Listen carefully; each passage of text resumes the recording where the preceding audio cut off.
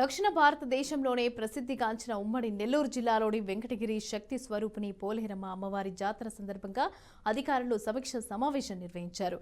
రాష్ట్ర పండుగగా గుర్తింపు పొందిన తర్వాత రెండో ఏడాదికి స్థానిక ఎమ్మెల్యే కూరుగొండ్ల రామకృష్ణ అధ్యక్షతన ఈ సమావేశం జరిగింది. అయితే ఈ కార్యక్రమంలో Gudur sub collector Raghavendra Meena, Gudur DSP A V Ramanakumar జాతర ఏర్పాట్లపై సమీక్షించారు. జాతరను ఘనంగా నిర్వహించేందుకు పోలీసుల సిబ్బందితో భద్రతా ఏర్పాట్లను చేయనున్నారు. భక్తుల కోసం క్యూ లైన్లను ఏర్పాటు చేయనున్నారు.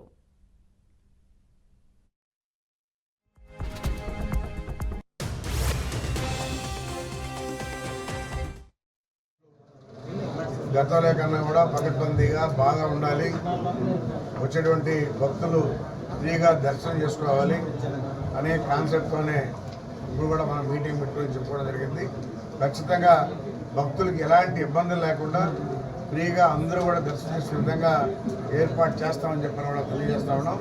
అదేవిధంగా సర్పంచ్ గారు కూడా మరి చూసి ఆ క్యూ లైన్లు కూడా మనం కూడా పర్యవేక్షించి ఖచ్చితంగా ఎవరికి ఎలాంటి ఇబ్బందులు లేకుండా ఏర్పాటు చేస్తామని తెలియజేస్తాం. కోఆర్డినేషన్ మీటింగ్ జరిగింది. ఈ మీటింగ్ శ్రీ శ్రీ శ్రీ పోలేరమ్మ జాతర సఫల ఆయోజనం కోసం అందరూ department participated. Honorable MLA garu, DSP garu, they all participated. We all gave instruction to all the line departments so that the festival ki smooth ga conduction we can ensure.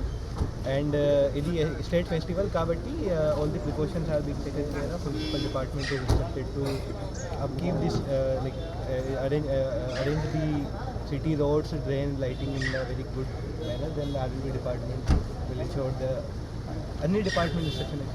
I have given instruction to every department. DSP garu